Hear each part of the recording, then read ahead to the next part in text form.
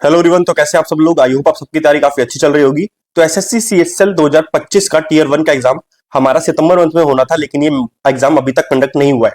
तो इसके 99% चांस है कि इस मंथ के एंड में, अक्टूबर मंथ के एंड वीक में या नवंबर के फर्स्ट वीक में ये एग्जाम आपका कंडक्ट हो जाएगा, आपका एग्जाम होना स्टार्ट हो जाएगा। तो अभी लास्ट हमारे पास 20 से 25 दिन बचे हैं। इनका कैसे बढ़िया यूटिलाइज करें कि 100% एक सीट जो है ना सीएसएल एग्जाम में इस बार हमारी सिक्योर हो जाए, क्योंकि थोड़ी सही वैकेंसी इस बार आ रखी है। तो उन वैकेंसी का आपको इस्तेमाल करना है, थोड़ी तैयारी अच्छी लेवल की करेंगे तो इजीली निकल जाएगा। मैंने खुद सीएसएल 2021 क्रैक किया था, उसके बाद मैं एलडीसी पोस्ट पे रहा ईडी डिपार्टमेंट में दिल्ली में। उसके बाद अभी मैं सीजीएल 2024 से एएसओ सीएसएस की पोस्ट पे काम कर रहा हूँ। तो क्या मेरा एक्सपीरियंस था, कैसे मैंने तैयारी करी, जो डिटेल चीज होगी एकदम एग्जैक्ट, क्या पढ़ो क्या ना पढ़ो अभी के लिए, वो चीज मैं आपको बताने वाला हूँ। तो इस वीडियो में क्या क्या होगा, इसमें मैं आपको पहले तो एग्जाम पैटर्न क्या है उसको हम 1 मिनट में देख लेंगे। अटेम्प्ट कैसे करना है, ये बहुत बड़ी चीज है। अटेम्प्ट का करने का एक तरीका होता है एग्जाम को, ठीक है, उसमें आप कैसे अपने दिमाग को चला रहे हो, आप कितना प्रेशर ले रहे हो, प्रेशर को कैसे मैनेज कर रहे हो, उसी से आपका जो टारगेट स्कोर है 150 प्लस का वो अचीव होगा। क्योंकि इतने स्कोर तो अब करना पड़ेगा, आप सभी को पता है इतनी तो कट ऑफ जा ही रही है आजकल।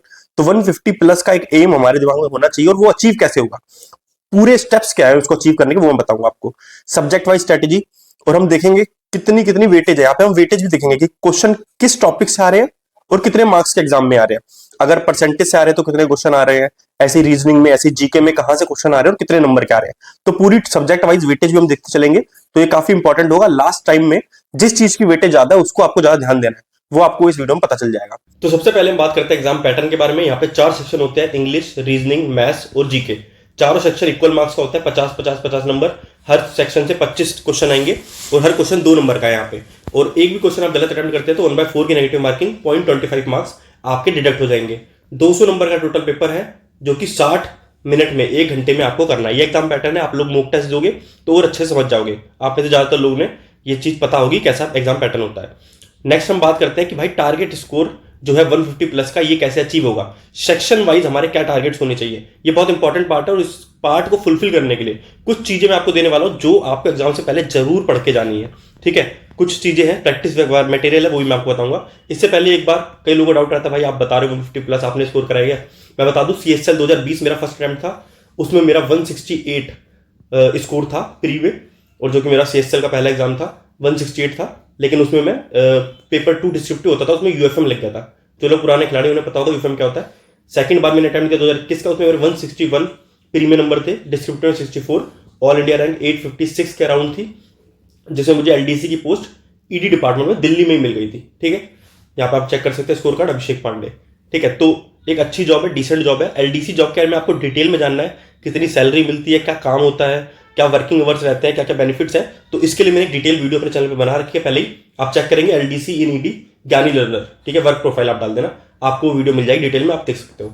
सैलरी का अप्रॉक्स में बताऊं तो अभी आपको 42-43 इन हैंड जो बैंक में पहुंचेगी सैलरी, इतनी सैलरी आपको मिल जाएगी। क्योंकि मेरे टाइम पे मुझे 38,000 मिलते हैं, 2023 की बात बता रहा हूँ। अभी डीए काफी हाइक हो गया है, और अभी 8 पे चला जाएगा तो और ज्यादा बेनिफिट्स आपको मिलेंगे। आगे बढ़ने से पहले एक बार मैं आपको टेस्ट बुक के बारे में बताना चाहूंगा। टेक्स्ट बुक के बारे में आप सभी को पता भी होगा, एसएससी सीजीएल हो, सीएचएल हो, एमटीएस हो, सीपीओ हो, जितने भी एसएससी के एग्जाम है, चाहे रेलवे के एग्जाम है, सबके मॉक टेस्ट आपको टेक्स्ट बुक पे मिल जाएंगे। चाहे प्रीवियस ईयर पेपर हो, चाहे आपको नए वाले फुल मॉक टेस्ट देने हैं, तो आपको यहाँ पे मिल जाएंगे। प्री के साथ साथ मेंस के पेपर भी यहाँ पे मिल जाएंगे। अभी यहाँ पे सेल चल रही है, 351 में आपको मिल जाएगा। टेक्स्ट बुक का यूज कहाँ होगा, जब भी आप डेली फुल मॉक टेस्ट लाओगे, और जो मैं आपको ये मटेरियल दे रहा हूँ जो कि बहुत ज्यादा इंपॉर्टेंट है। एग्जाम से पहले इस चीज का मैंने बहुत ज्यादा यूज करा है, चाहे सीजीएल हो, सीएचएल हो, जितने भी एग्जाम मैंने निकाले, तो हार्डेस्ट मॉक की प्रैक्टिस बहुत इंपॉर्टेंट है। यहाँ पे मैं आपको लिस्ट दे रहा हूँ मैथ के हार्डेस्ट मॉक 2024, 23, 22, 21, ये आपको जरूर करना है डेली एक। कैसे इनको करना है, अपने डेली शेड्यूल में कैसे ऐड ऑन करना है, वो मैं अभी आपको समझाऊंगा आगे। रीजनिंग के हार्डेस्ट मॉक, इंग्लिश के हार्डेस्ट मॉक, मैथ्स के हार्डेस्ट मॉक, इनकी प्रैक्टिस अगर आप एक बार कर लेते हैं, उनमें आपका टारगेट स्कोर अचीव हो रहा है, तो 110% है, मैं लिख के दे सकता हूँ, आपका सिलेक्शन कन्फर्म है इस साल, ठीक है। तो ये कहां से होंगे, आप वहां पे शिफ्ट चेक करें उस लिस्ट में, और उसका टेक्स्ट बुक पे जाके उस शिफ्ट को आप अटेम्प्ट करें टाइमर के साथ। तो आपको पता लगेगा आपकी प्रैक्टिस कितनी हुई है, आप टाइमर का प्रेशर झेल पा रहे हो नहीं झेल पा रहे हो। तो अभी ये आप टेक्स्ट बुक का पास परचेज कर सकते हो। 351 में अभी आपको मिनिमम प्राइस मिल जाएगा। आपको मेरा कूपन कोड ज्ञान यूज करना है, तो उससे आपका जो मैक्सिमम डिस्काउंट है वहां पे लग जाएगा। तो आप इसको परचेज कर सकते हो, प्री के साथ साथ मेंस में भी आपके ये काम आएगा, ठीक है। अब हम आते हैं पहले टारगेट स्कोर की तरफ, उसके बाद हम डिटेल में आगे बातें करेंगे। अब हम बात करते हैं अपने टारगेट स्कोर की। तो देखिए, हम सेक्शन वाइज टारगेट रखेंगे अपने। अगर मैथ्स 50 नंबर की आपकी आनी है, तो आपका टारगेट होना चाहिए 45 या उससे प्लस मार्क्स आपके आए। और ये काफ़ी ईजी है, बहुत बड़ी बात नहीं है। अगर आप अच्छे से तैयारी करेंगे, जो मैं आपको बता रहा हूँ, अगर उतना भी करते हैं आप अभी, तो आपके 45 प्लस आ जाएंगे। 40 तक तो मैं मान के चल रहा हूँ भी आपके आ रहे होंगे। अगर आपको थोड़ा और पुश करना है 45 या उससे ऊपर के लिए, तो मैं कुछ चीज़ें आपको बताऊंगा, वो आपको फॉलो करनी है अच्छे से। सेकंड है रीजनिंग। रीजनिंग में आप सबको लोग काफ़ी कॉन्फिडेंट रहते हैं, उसमें आप 45 प्लस कर लेंगे। कुछ चीज़ें हैं जो मैं आपको आगे बताऊंगा, उन चीज़ों को अपने शेड्यूल में बस आपको एड ऑन भी कर लेना है, ठीक है। नेक्स्ट चीज़ है GK GS. GK GS 50 number का आता है, उसमें मेरा टारगेट स्कोर रहेगा कि 50% मार्क्स आप लेकर आए, ठीक है। हम कोई अनबिलीवेबल टारगेट्स नहीं रखेंगे कि मैं बोल दूं आपको 40 प्लस जीके में लाने, नहीं, जो बिलीवेबल चीज़ें हैं 20 से 25 नंबर अगर आप जीके जीएस में ला रहे हो तो बहुत बढ़िया स्कोर है। इससे ज़्यादा का टारगेट नहीं करना चाहिए। इससे ज़्यादा का जो लोग टारगेट कर रहे हैं, मैं मान के चलता हूँ भाई अभी हम नए हो इस खेल में, एसएससी की फील्ड में, गवर्नमेंट जॉब की फील्ड में हम नए आए हो, तभी आप इतने अनबिलीवेबल टारगेट बना रहे हो कि 30-35 नंबर में ले आऊँगा। आ सकते हैं, नो डाउट, आपकी तैयारी अच्छी आ सकते हैं, लेकिन ये हमेशा नहीं हो सकता। एग्जाम पैटर्न किस लेवल का आएगा, जीके वो कहाँ से उठा के दे देगा, कोई पता नहीं है। मैथ, रीजनिंग, इंग्लिश में आप श्योर हो सकते हो, आपने अच्छी तैयारी करी है तो नंबर आ जाएंगे आराम से, लेकिन जीके जीएस में श्योर होने की कोई चीज़ नहीं है। आज स्टेटमेंट वाले क्वेश्चन पूछ रहा है, कल वन लाइनर क्वेश्चन पूछ रहा है, तो कुछ भी चीज़ें यहाँ पे हो सकती है। फोर्थ सेक्शन हमारा इंग्लिश है, जिसका भी स्कोर 50 नंबर का रहता है टोटल, उसमें भी आपका टारगेट स्कोर 45 प्लस का होना चाहिए। और जो हमारे हिंदी मीडियम बैकग्राउंड के बच्चे हैं, या फिर उनकी तैयारी काफ़ी अच्छी नहीं हुई है, इंग्लिश की अभी उतनी पकड़ नहीं बनी है, तो उनको मैं कहूँगा आप 40 प्लस का तो स्कोर कम से कम लेके चले। और 45 तक कैसे पहुँचना है इंग्लिश में, वो मैं आपको समझाता हूँ, क्या आपका डेली शेड्यूल होना चाहिए। अब हम आगे बात करते हैं सब्जेक्ट वाइज स्ट्रैटेजी के बारे में। सबसे पहले मैथ को समझेंगे, मैथ को कैसे पढ़ें, कैसे हैंडल करें। तो देखिए यहाँ पे सिलेबस मैंने आपको डिटेल में दिया है, ये सारा सिलेबस है, ये सारा सिलेबस आपको पता होना चाहिए। ये कुछ चैप्टर है जैसे स्टैटिस्टिक्स, प्रोबेबिलिटी, ये आपके मेंस में आते हैं, ठीक है। और इसमें आप जोड़ लीजिएगा एक और चैप्टर, कोऑर्डिनेट ज्योमेट्री, ठीक है, लिख देता हूँ मैं यहाँ पे, कोऑर्डिनेट ज्योमेट्री। ये भी आपका मेंस का टॉपिक है, वैसे तो प्री में नहीं आता, लेकिन अभी पैटर्न चेंज हुआ है, न्यू पैटर्न आया है, तो मैं कहूँगा कि आप सारे चैप्टर पढ़ के जाए। कोई भरोसा नहीं है कि प्रोबेबिलिटी से क्वेश्चन आ गया, स्टैटिस्टिक्स आ गया, कोऑर्डिनेट ज्योमेट्री से तो हमने अभी जो पेपर हुआ था सीजीएल का, उसमें भी कोऑर्डिनेट ज्योमेट्री क्वेश्चंस देखे कुछ, तो आप इसको जरूर पढ़ के जाए। ये जितना भी सिलेबस है, सारे चैप्टर आपको पता होने चाहिए, कम से कम बेसिक तो आपका क्लियर होना चाहिए। अब पढ़ना कैसे मैथ को वो देखते हैं। तो आपके जो नोट्स हैं उसमें से डेली एक चैप्टर तो रिवाइज करो, ठीक है। 1 घंटा मैं मानता हूँ मैक्सिमम, 1 घंटा लगेगा नहीं, 30-40 मिनट ही आपके लगेंगे ज़्यादा ज़्यादा। करना क्या है, जो टीचर ने जो भी कॉन्सेप्ट बताया, फॉर्मूला बताया, वो मैंने पढ़ा। साथ में जैसे टीचर ने मान लो प्रॉफिट लॉस चैप्टर था, 7 टाइप के क्वेश्चन बताएगी, 7 अलग अलग टाइप के इसमें क्वेश्चन बनते हैं, तो आप 7 टाइप के, हर टाइप के 2 से 3 क्वेश्चन प्रैक्टिस कर लो। तो हर टाइप के 3 क्वेश्चन प्रैक्टिस करें तो 21 या 28 क्वेश्चन, 4-4 क्वेश्चन प्रैक्टिस करें, तो बस इतना, एक चैप्टर आपका रिवाइज हो गया। आपने अपने टीचर के नोट्स पढ़ लिए, हर टाइप के क्वेश्चन के 3-4 क्वेश्चन प्रैक्टिस कर लिए, या आपकी रिवीजन हो गई एक चैप्टर की। डेली आपको इतना करना है अभी स्टार्ट में, ठीक है। उसके बाद उसी चैप्टर के, जैसे मैंने आज प्रॉफिट लॉस चैप्टर अपने टीचर के नोट से पढ़ा, उसी को मैं सेम चैप्टर के प्रीवियस ईयर क्वेश्चन प्रैक्टिस करूंगा। जैसे मेरे पिनाकल बुक है, तो मैं उसके वैरायटी क्वेश्चन जो स्टार्ट में दिए होते हैं प्रॉफिट लॉस के 40-50 क्वेश्चन होंगे, वो सारे प्रैक्टिस कर लूंगा। वैरायटी क्वेश्चन मतलब है जितने भी टाइप के क्वेश्चन इस चैप्टर से बने हैं, सारे मैंने प्रैक्टिस कर लिए, ये चैप्टर मेरा परफेक्ट हो गया। अगर मेरे पे किरण की बुक है तो उसमें टाइप वाइज क्वेश्चन दिए हुए हैं, हर टाइप के 3 से 4 क्वेश्चन फिर मैं प्रैक्टिस करूंगा, तो सारे टाइप के क्वेश्चन मेरे फिर प्रैक्टिस हो गए। तो ये आपका तरीका रहेगा पढ़ने का। कोई भी चैप्टर आपको पता चल रहा है मेरा वीक है, मुझे स्ट्रॉन्ग करना है, तो उसको इस तरीके से पढ़ना है। क्वेश्चन प्रैक्टिस करने में 1.5 घंटा अप्रॉक्स लगेगा, उसमें आप 60-70 क्वेश्चन तो कम से कम प्रैक्टिस कर ही लोगे। और करने कौन से क्वेश्चन प्रैक्टिस है, लेटेस्ट क्वेश्चन 2021 से 25 तक के। ये नहीं कि कोई बहुत पुरानी बुक उठा ली, पुरानी बुक नहीं, नई बुक उठाओ, ठीक है।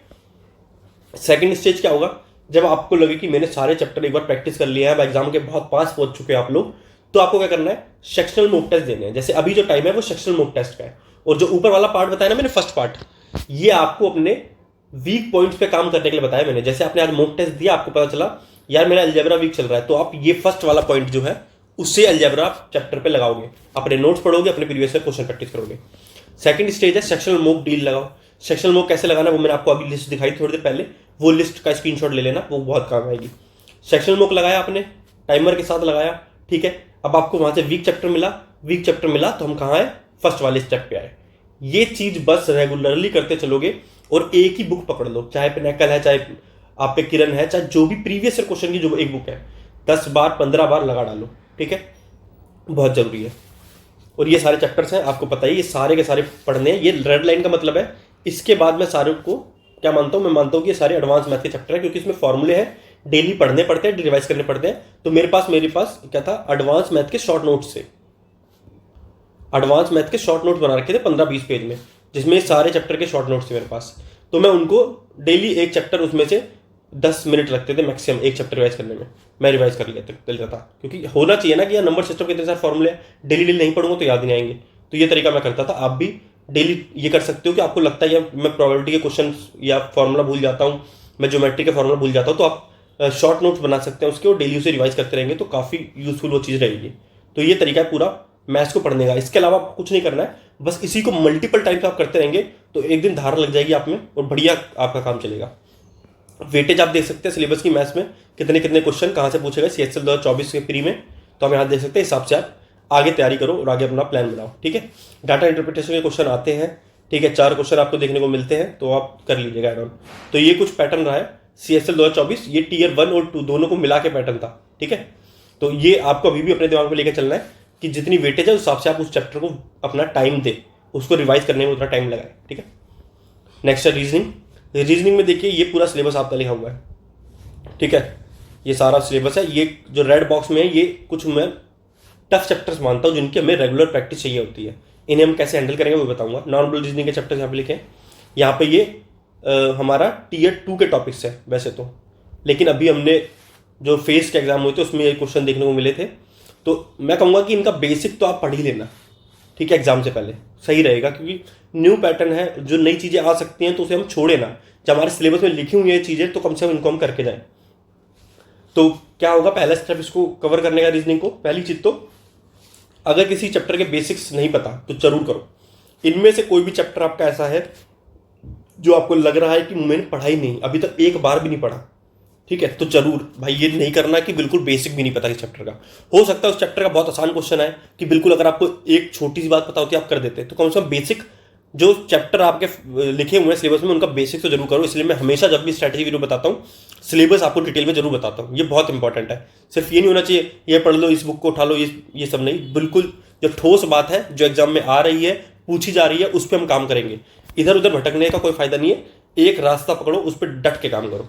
डेली सेक्शनल मूक लगाएंगे उसके बाद हम। रीजनिंग में तो सारा काम यही है कि डेली सेक्शनल मूक लगाओ। सिलेबस काफी बड़ा है, आप एक सेक्शनल मूक लगाओगे सारे चैप्टर अपने आप डेली आपकी रिवीजन हो रही है, ठीक है। सेक्शनल मूक का यही काम है, डेली आपकी सारे चैप्टर की रिवीजन हो रही है, सारे कॉन्सेप्ट आपके रिवाइज हो रहे हैं। साथ में आपका जो टाइम प्रेशर है, जो आपको एग्जाम टाइम में टाइम की किल्लत रहती है ना कि यार टाइम में नहीं हो रही चीजें, टाइम में नहीं हो रही, वही मेन दिक्कत होती है ज्यादातर लोगों की। क्वेश्चन तो हो जाते हैं लेकिन टाइम और प्रेशर मैनेज नहीं होता, वो आपका सेक्शनल मूक से मैनेज होगा।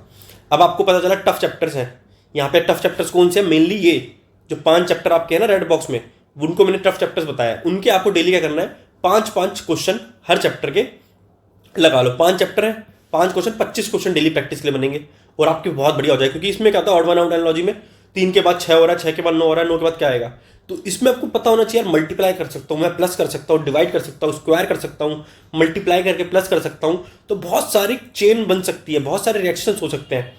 तो जब आप डेली 25-25 क्वेश्चन इस तरीके के प्रैक्टिस करो तो आपके दिमाग में यार एक बहुत सारे सीक्वेंस तैयार हो जाएंगे कि मैं ये भी लगा सकता हूँ, ये भी लगा सकता हूँ, ये भी लगा सकता हूँ। तो एग्जाम टाइम में क्वेश्चन नहीं बन रहा तो आप उसमें हजारों तरीके लगाओगे, यार मल्टीप्लाई कर दूं क्या, प्लस कर दूं क्या, तो वो चीज जो है ना मैंने पर्सनली फील करी है कि दिमाग में बन जाती है। जब पता ऐसा क्वेश्चन लग रहा था यार ये सीक्वेंस मेरे दिमाग में आया कैसे आ गई, तो वो चीज तभी आती है जब मैंने बहुत बढ़िया प्रैक्टिस कर रखी हो। तो ये चीज जरूरी है, ठीक है।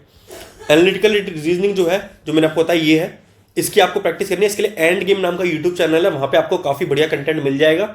अगर वो लोग इंग्लिश में पढ़ाते हैं, अगर आपको हिंदी में देखना है तो इवन कोचिंग सेंटर पे सर ने काफी बढ़िया पढ़ा रखा है, तो आप वहां से कर सकते हैं। इनइक्वालिटी के लिए मैंने वीडियो लिख दिया, DCA विद राहुल सर, उन्होंने काफी बढ़िया इनइक्वालिटी का पढ़ा रखा है, तो वहां से आप पढ़ सकते हैं। इसका प्रैक्टिस मटेरियल SSC के जो प्रीवियस क्वेश्चन है पूरा कंपाइलेशन हिंदी इंग्लिश में मैं अपना टेलीग्राम चैनल ज्ञानी लर्नर्स वहां पे डाल दूंगा, लिंक डिस्क्रिप्शन में, वहां से आप डाउनलोड कर लीजिएगा। थोड़ी प्रैक्टिस और अच्छी हो जाएगी, और मेंस में तो ये बहुत ज्यादा इंपॉर्टेंट ही है, तो वहां के लिए बहुत ज्यादा काम आएगा, ठीक है। रीजनिंग की वेटेज क्या है CHL 2024 की, वो यहाँ पे डिटेल में लिखी हुई है, आप इस हिसाब से अपने क्वेश्चंस प्रिपेयर कर लेना, ठीक है। ये यहाँ पे मेंस का भी लिख दिया है, स्टेटमेंट रेफरेंस के 2 क्वेश्चन मेंस में आए थे, ठीक है, तो वो भी हमने लिख दिया था यहाँ पे, ताकि यार सिर्फ प्री की तैयारी करने से कुछ होगा नहीं। प्री आजकल सिर्फ और सिर्फ क्वालिफाइंग नेचर है, तो अगर हम मेंस तक जा ही रहे हैं, जाना ही है, अल्टीमेट एम वही है, तो वो भी मैं लिख के चलता हूँ कि भाई जब आप एक बार तैयारी कर रहे हो तो कम से कम मेंस के टॉपिक तैयार कर लो। अभी टाइम नहीं है तो छोड़ सकते हो, हालांकि अभी टाइम नहीं है तो स्टेटमेंट रेफरेंस या एनालिटिकल रीजनिंग वाला पोर्शन छोड़ सकते हो, एक चांस है छोड़ सकते हो अगर पूरा सिलेबस नहीं है तो। लेकिन न्यू पैटर्न के हिसाब से क्या हो, किस टाइप के क्वेश्चन आए वो हमें नहीं पता है, हो सकता है स्टेटमेंट के क्वेश्चन काफी सारे प्री में भर जाए, तो इसलिए सेफ साइड के लिए 110% सिक्योर होने के लिए आपको जरूर करके जाना चाहिए, ठीक है। नेक्स्ट है इंग्लिश सब्जेक्ट। इंग्लिश की वेटेज क्या है, कितने कितने क्वेश्चन कहाँ से आते हैं वो मैं आपको बता दिया। क्वेश्चन बता देता हूँ सिंपल आपको एक बार, क्योंकि इसका तो मुझे याद ही रहता है। 2 क्वेश्चन सिनोनिम्स के आते हैं, होमोनिम्स हटा दो आप यहाँ से। एंटोनिम से 2 क्वेश्चन आते हैं। क्लोज टेस्ट के 4 क्वेश्चन आते हैं। ईडियम फ्रेज के 2 question, one word substitution 2 question, 1 question spelling का आएगा। पैराजंबल के 2 क्वेश्चन आते हैं, वही PQRS वाले 2 क्वेश्चन आएंगे। एरर के आपके 3 से 4 क्वेश्चन आ सकते हैं, ऐसे ही फिलअप के 3 से 4 क्वेश्चन, डायरेक्ट इनडायरेक्ट के 1 से 2 क्वेश्चन, और एक्टिव पैसिव के 1 से 2 क्वेश्चन। यहाँ पे मार्क्स आपके लिखे हुए हैं, ठीक है। होमोनिम का क्वेश्चन एक का आधा आ सकता है, हो सकता है उसकी जगह idiom phrase one word substitution में कुछ कट कर दे, उसकी जगह होमोनिम का एक क्वेश्चन डाल दे, लेकिन बहुत रेयरेस्ट चांस है। मैंने अपने एग्जाम में एक ही बार ऐसा देखा कि होमोनिम का क्वेश्चन आ गया, वरना नहीं आता होमोनिम का क्वेश्चन, ठीक। अब इंग्लिश को प्रिपेयर कैसे करेंगे हम, सबसे पहले देखो वोकैबुलरी पे काम करेंगे। यहाँ पे 3 पार्ट होता है, वोकैबुलरी, रीडिंग और तीसरा ग्रामर रूल्स। वोकैबुलरी को 1 घंटा डेली दो यार, उसमें आपको कुछ नहीं करना, सारे के सारे प्रीवियस ईयर क्वेश्चन करने हैं। कोई बुक नहीं उठानी, कोई टीचर की वीडियो नहीं देखनी। आप पे किरण की, पिनाकल की कोई एक बुक है, चाहे ब्लैक बुक है, ब्लैक बुक से पढ़वा रहे हो तो ब्लैक बुक ले लो, ठीक है। वरना मैं तो किरण या पिनाकल फॉलो करता हूँ, क्योंकि MCQ फॉर्म में एग्जाम आना है तो MCQ फॉर्म में मैं पढ़ूँ तो मुझे ज़्यादा अच्छा लगता है। प्रीवियस ईयर के क्वेश्चन वहाँ पे वोकैबुलरी के, उनका रट्टा मार लो। उनका एक बार रट्टा लग गया तो उसके अलावा कुछ नहीं है। 1 घंटा वोकैबुलरी जरूर पढ़ो। 25 क्वेश्चन करने हैं आपको डेली, और जो आपने पढ़ रखे हैं सिर्फ उन्हीं को करो, क्योंकि टाइम इतना नहीं है कि नई बार उठाऊंगा मैं। जो प्रीवियस ईयर के कर रखे हैं आपने, सिंपल वही जो पहले याद है आपको, वही एक बार रिवाइज मारो। Synonym 25 question, antonym 25, one word substitution 25 और ईडियम्स 25। और ये 25 इसलिए दिए कि मैं एक एवरेज कैंडिडेट को मान रहा हूँ। अगर आपकी तैयारी अच्छे लेवल पे, तो जैसे मैं डेली 50 सब कुछ करता था, 50 सिनोनिम, 50 एंटोनिम, 50 वन वर्ड, तो आप 50 कर सकते हो अकॉर्डिंग टू योर स्पीड, और आप रिवीजन कितनी अच्छी हो चुकी है उस हिसाब से होगा ये चीज़, ठीक है। 15 मिनट रीडिंग जरूर करनी है। इंग्लिश माध्यम नाम का एक टेलीग्राम चैनल है, वहाँ पे डेली PDF डालते हैं, एक आर्टिकल डालते हैं। उसमें आपको ना वोकैबुलरी पढ़नी है, ना ही क्वेश्चन उनके प्रैक्टिस करने हैं, सिर्फ आपको उनका एडिटोरियल पढ़ना है और समरी पढ़नी है बस। अच्छे से बता रहा हूँ वीडियो में सब चीज़ें, उसके बाद भी लोग वही कमेंट करेंगे कि भाई इसमें ये करें या ना करें। बस इंग्लिश माध्यम का आर्टिकल पढ़े और समरी पढ़े, इसलिए कि जो आपने आर्टिकल पढ़ के समझा वो सही समझा है नहीं। रीडिंग पार्ट को लोग हल्के में लेते हैं, यार इससे कुछ हो तो रहा नहीं है, वो रूल्स में लगे रहेंगे, वो कैब में लगे रहेंगे, लेकिन रीडिंग पार्ट बहुत अहम भूमिका निभाएगा। जब आप एग्जाम दोगे ना तो ग्रामर रूल्स याद नहीं आते, आपको लगता है इंट्यूशन आता है कि यार ये क्वेश्चन में यार ये सही नहीं लग रहा, वो सब चीज़ें रीडिंग से होती है। जिनके भी नंबर बढ़िया आते हैं, ज़्यादातर का चीज़ यही है कि वो इंग्लिश मीडियम बैकग्राउंड से थे, इंग्लिश उनमें बहुत अच्छी समझ में आ जाती है, इंग्लिश में उनका फ्लो है, तो इस चक्कर में वो सब कुछ ये है लैंग्वेज की अंडरस्टैंडिंग, वही आपकी रीडिंग से बनेगी। नेक्स्ट थर्ड पार्ट है यहाँ पे ग्रामर रूल्स। 15 मिनट रीडिंग करी, उसके बाद हमने 40 मिनट लगा लो रूल्स के लिए, तो डेली मान लो 2 घंटा अप्रॉक्स आपको इंग्लिश में देना है, ग्रामर रूल्स करना है। आज मैंने ग्रामर रूल पढ़ा तो कल मैं ग्रामर रूल नहीं पढ़ूंगा। आज मैंने मान लो टेस्ट चैप्टर पढ़ लिया, कल मैं जाऊंगा फिलअप लगा लूंगा 15 क्वेश्चन फिलअप के लगा लिए मैंने प्रीवियस ईयर की बुक से, 15 क्वेश्चन एरर के, 15 क्वेश्चन इंप्रूवमेंट के, तब भी 30 से 40 मिनट लगे। यहाँ पे मुझे जो मैं रूल्स पढ़ रहा हूँ ग्रामर के, वो अप्लाई कैसे होंगे ये सीखा मैंने। अगले दिन मैंने क्या करा, फिर से रूल पढ़ लिए, उसके बाद अगले दिन मैंने एक सेक्शनल टेस्ट लगा लिया इंग्लिश का। तो रूल्स भी पढ़ते रहने हैं और रूल्स अप्लाई कैसे हो रहे हैं वो भी आपको पता होना चाहिए, वो आपको सेक्शनल टेस्ट और प्रीवियस क्वेश्चन से पता चलेगा। तो ये तरीका मेरा इंग्लिश के लिए रहता है, और मैं डेली विदाउट फेल 2.5 से 3 घंटे रीजनिंग इंग्लिश पढ़ता था अपने टाइम पे। ये मेरा जरूर कंफर्म था, क्योंकि इंग्लिश में मुझे डर था, मेरी इंग्लिश हमेशा से वीक रही है, तो इस पर मैंने काफ़ी काम करा। लेकिन उसके बाद ये रहा कि रिजल्ट भी आए, कभी मतलब 40 तो मैंने बहुत रेयरली देखे, 40 या 40 से कम मेरे नंबर आए, हमेशा 40 प्लस 45 के अराउंड मैं आराम से पहुंच जाता था। तो उसका तरीका यही है, जो ये पूरी टेक्निक बता रहा हूँ, पूरी स्ट्रैटेजी बता रहा हूँ, उसे डेडिकेटली फॉलो करें। लास्ट हमारा GK GS, जिसको लेके सबको डर रहता है, इसमें मैंने आपको टारगेट पहले बता दिया, 20-25 नंबर आपके आ रहे हैं तो मोर देन सफिशिएंट है। क्योंकि हम लोग पहले 3 सेक्शन जो कि कोर सब्जेक्ट है, जो आपको सिलेक्शन दिलाएंगे, इंग्लिश, मैथ, रीजनिंग, इसमें हमने 135 बना लिए। 135 के बाद हमारे 15-20 नंबर भी आ गए, तो 150 प्लस में हो चुका हूँ, फिर मेरा आराम से निकल गया है। ठीक है, यहाँ पे क्या है, पढ़ना पूरा है, मेहनत पूरी होगी GK GS में, लेकिन तब होगी मेहनत जब हमारे कोर सब्जेक्ट कंप्लीट हो। इंग्लिश, मैथ, रीजनिंग में आप 45 प्लस पहुंच गए ना, उसके बाद आप उनका टाइम कट करो और GK GS में अपना टाइम बढ़ाओ, टाइम बढ़ाते रहो। GK GS को टाइम देना है, लेकिन तब नहीं कि जब मैथ कंप्लीट नहीं है, रीजनिंग कंप्लीट नहीं है और GK GS में टाइम दे रहे हो, तो गलत चीज़ है, तो आप अपने साथ मजाक कर रहे हो। वेटेज आप देख लो, ये पूरी वेटेज है, बायो, फिजिक्स, इकोनॉमिक्स, इतने इतने क्वेश्चन आते हैं। यहाँ पे लिखा हुआ है स्ट्रैटेजी के क्वेश्चन काफ़ी है, हिस्ट्री, पॉलिटी, ज्योग्राफी। ठीक है, अब पढ़ना क्या है, अब यहाँ पे लिखा हुआ है ये। ठीक है, ये भाई SSC का रूल है भाई, यहाँ से क्वेश्चन बनते ही बनते हैं। SSC का चाहे कोई भी एग्जाम उठाओगे, आप प्रीवियस ईयर देखोगे तो यहीं से ही रिलेटेड क्वेश्चन बने होंगे आपके। तो इसको मैं आपको शेयर कर दूंगा अपने टेलीग्राम चैनल पे, इसे आप देख लीजिएगा पूरा, ये जो स्ट्रेटजी का पूरा था चार्ट, ये पूरा PDF शेयर कर दूंगा, वहाँ से आप देख लीजिएगा। भूगोल में आप याद रखिएगा, यहाँ पे मैंने आपको पॉलिटी दिखा दी है, हिस्ट्री के इंपॉर्टेंट पॉइंट्स दिखा दिए। ज्योग्राफी में आप याद रखना यार, इंडियन ज्योग्राफी, इंडिया का जो भूगोल है ना वो बहुत इंपॉर्टेंट है। इंडिया की सारी नदियाँ, ठीक है, माउंटेन्स, पहाड़ हो गए यहाँ के, ठीक है, यहाँ पे मतलब क्या बाउंड्री है, क्या सब कुछ है। इंडिया का जो भूगोल है ना, मेन कंसर्न उसी पे ही है। आप जो वर्ल्ड का भूगोल है उसे छोड़ दोगे चल जाएगा, लेकिन इंडिया का भूगोल नहीं छोड़ना है। कम से कम इंडिया का जो भूगोल है वो आपको क्लियरली पता होना चाहिए। लेक वगैरह इंडिया की, इंडिया का ड्रेनेज सिस्टम, इंडिया का फिजियोग्राफी डिवीजन, ठीक है, कितने कितने डिग्री चैनल पे क्या चीज़ है, सेंसस इंडिया का बहुत इंपॉर्टेंट। यहाँ से एक क्वेश्चन तो 110% चाहे प्री और मेंस आएगा ही आएगा, ठीक है। इकोनॉमिक्स में, इकोनॉमिक्स पढ़ लेना, बेसिकली 5 ईयर प्लान तो छोड़ना ही नहीं है, यहाँ से 100% एक क्वेश्चन बनता ही बनता है, ठीक है। ऐसे जनरल साइंस में कौन कौन से इंपॉर्टेंट टॉपिक्स है, जो आपका स्टैटिक जीके है उसके इंपॉर्टेंट टॉपिक भी यहाँ पे मैंने लिख दिए हैं। ये है, ये टॉपिक्स आप पढ़ लें। कैपिटल करेंसी यहाँ पे हटा सकते हैं, अब इससे क्वेश्चन नहीं बनते। बाकी ये जो इंपॉर्टेंट टॉपिक्स हैं ऊपर वाले, ये बहुत इंपॉर्टेंट है, इन्हें करके जाना है। करंट अफेयर्स के कुछ इंपॉर्टेंट टॉपिक्स भी लिख दिए हैं। जैसे कई लोग स्पीडी करंट अफेयर की मैगजीन आती है, उससे करना चाहें, वो भी बढ़िया चीज़ होती है। उसका PDF वगैरह मैं शेयर भी कर चुका अपने साथ, आप लोगों के साथ, वहाँ से कर सकते हैं। उसमें खाली ये टॉपिक्स कुछ है इंपॉर्टेंट, ये तो कम से कम पढ़ लें, ठीक है। करंट अफेयर में, करंट अफेयर आजकल देखो 6 मंथ में काम चल नहीं रहा है, 1 साल तक पढ़ना पड़ रहा है। अगर आप मंथली करंट अफेयर पढ़ना चाहते हो तो इंडो लोगोस नाम का यूट्यूब चैनल है, वहाँ से मंथली पढ़ लो। अगर आप बुक से पढ़ना चाहते हो, स्पीडी करंट अफेयर की मैगजीन आती है, उसमें टॉपिक वाइज और मंथली दोनों मिल जाएंगे। तो टॉपिक वाइज वहाँ से पढ़ोगे तो मुझे पर्सनली फ़ायदा मिला था। क्वेश्चन मेरे फंसे थे तो मैं बता रहा हूँ, वहाँ पे टॉपिक वाइज करंट अफेयर आप पढ़ सकते हो। अब जीके को पढ़ना कैसे है, डेली 1 घंटा जीके के लिए बनाएंगे। ये नहीं कि पूरे दिन जीके पढ़ रहे हैं, क्योंकि जीके इतना बड़ा है, आप सुबह शाम भी पढ़ोगे तब भी वो खत्म नहीं होने वाला है। लेकिन उसके लिए लिमिटेड टाइम, 1 घंटे का टाइम बनेगा हमारा। उसमें जैसे अभी मैंने एंशिएंट इंडिया के टॉपिक पढ़े, 30 मिनट तक मैंने पढ़ा। मैंने मान लो कोई 2 टॉपिक पढ़ लिए, मौर्य एम्पायर पढ़ लिया और गुप्ता एम्पायर पढ़ लिया। अब मैं क्या करूँगा, और 30 मिनट दूंगा शाम को, उसमें मैं मौर्य एम्पायर, गुप्ता एम्पायर के जो प्रीवियस ईयर के क्वेश्चन आ रखे होंगे ना, उनकी प्रैक्टिस करूंगा। जिससे मुझे पता चलेगा कि जो मैं पढ़ रहा हूँ उन्हें कैसे अप्लाई करना है, और जो मैं पढ़ रहा हूँ उसमें मेजर इंपॉर्टेंट चीज़ क्या थी जो मुझे याद रखनी है। क्योंकि मैंने पढ़े 4 पेज, उसमें काम की बातें 4 थी, तो वो मुझे प्रीवियस क्वेश्चन में पता लग जाएंगे, रिवाइज हो जाएंगे अपने आप कि हाँ भाई जो मैंने 4 पेज पढ़े उसमें काम की बात ये थी, और वो मुझे याद रखनी है, वो मुझे प्रीवियस क्वेश्चन से पता चलेगा।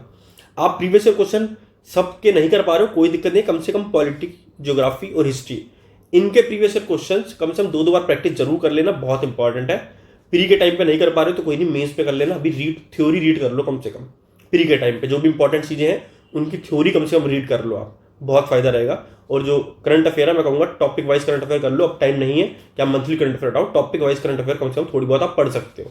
ये 4 ही टॉपिक दिए जो इंपॉर्टेंट है, जहाँ से क्वेश्चन बनते हैं करंट अफेयर में, तो इन्हें कर लेना, ठीक है। नेक्स्ट है मॉक टेस्ट। मॉक टेस्ट देखिए, फुल मॉक टेस्ट जरूर देना है, इसको बिल्कुल नहीं छोड़ना है। सेक्शनल मॉक टेस्ट मैंने आपको बताया है, इंग्लिश में, जीके में, इंग्लिश में, रीजनिंग में, मैथ में। सेक्शनल मॉक टेस्ट मैंने आपको बताया, कौन कौन सेक्शनल मॉक टेस्ट देने, वही मैं आपको आगे बताने वाला हूँ। पहले फुल मॉक टेस्ट आप देखो, आज से स्टार्ट करो कि डेली 1 घंटा बैठ के फुल मॉक टेस्ट जरूर दूंगा। बिल्कुल घबराने वाली बात नहीं, जरूर देना है इसको तो, ठीक है। और हमारा स्कोर कितना है, 150 प्लस का टारगेट है हमारा। अगर 150 प्लस नहीं भी आ रहे तो डरने वाली बात नहीं है। आप मान के चलो 90 प्लस परसेंटाइल आती है जब भी आप मॉक टेस्ट दोगे ना, तो परसेंटाइल मतलब कितने बच्चों में कहाँ स्टैंड करो, 90 प्लस परसेंटाइल आपकी आ रही है। चाहे फिर आपके 130 नंबर भी आ रहे तो आप याद रखो कि वो पेपर इतना मुश्किल था कि सबके लिए मुश्किल था।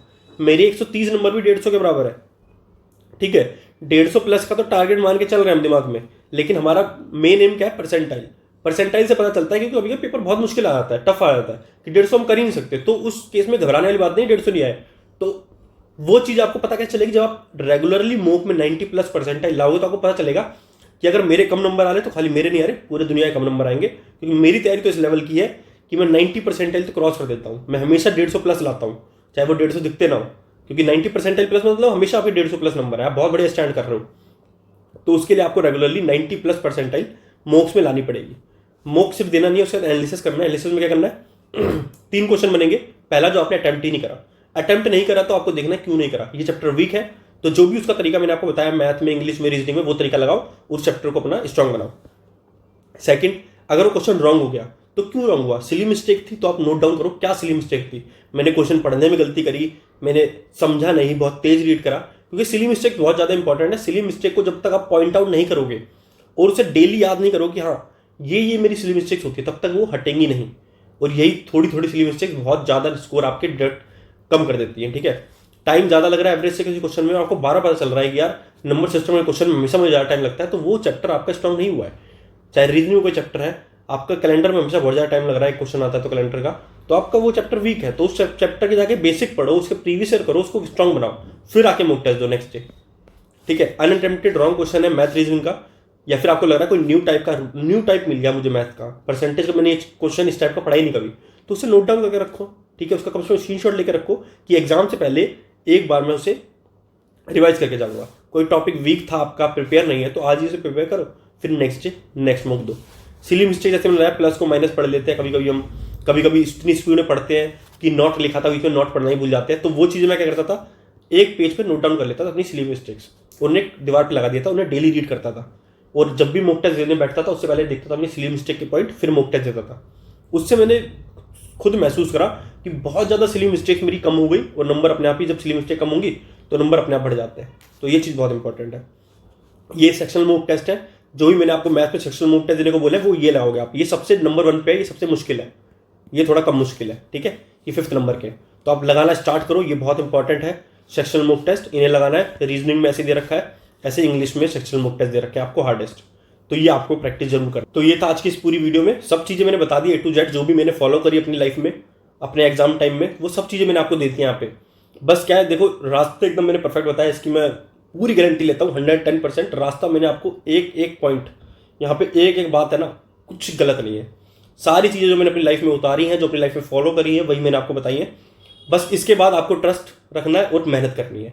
सारी चीज़ें वही हैं जो मैंने बार बार एग्जाम निकालने के लिए यूज़ करी है। बस अब आपको क्या करना है, कुछ भी डाउट रह रहा है अभी भी आपके दिमाग में, तो आप कमेंट करो, पूछो, मैं बताऊँगा। बुक्स का मैंने आपको बताया सिर्फ प्रीवियस ईयर, कोई भी प्रीवियस ईयर की बुक है उस पर स्टिक रहो, चेंज नहीं होना है। ठीक है, मेंस में भी वही काम आएगा, कुछ और काम नहीं आएगा। अभी भी कोई डाउट है तो कमेंट सेक्शन में बताना। जो भी चीज़ें हैं बिल्कुल 110% बढ़िया बताइए मैंने आपको, बस अच्छे से फॉलो करो, लग जाओ एक बार अच्छे से। 3-4 महीने बाद तो यार बहुत अलग ही चीज़ बन के निकलोगे आप लोग। ठीक है, तो मिलते हैं प्री के बाद मेंस में, अच्छे से गाइडेंस मिलेगी आपको। आप टेलीग्राम चैनल ज्वाइन कर लेना, मेंस के लिए एक अलग बैच बनाएंगे जिसमें आपको डेली टारगेट्स वगैरह देंगे, वो सब हम फॉलो करेंगे। तो लिंक डिस्क्रिप्शन बॉक्स में होगा टेलीग्राम का, वहाँ ज्वाइन कर लेना। थैंक यू, मिलते हैं जल्दी नेक्स्ट वीडियो में।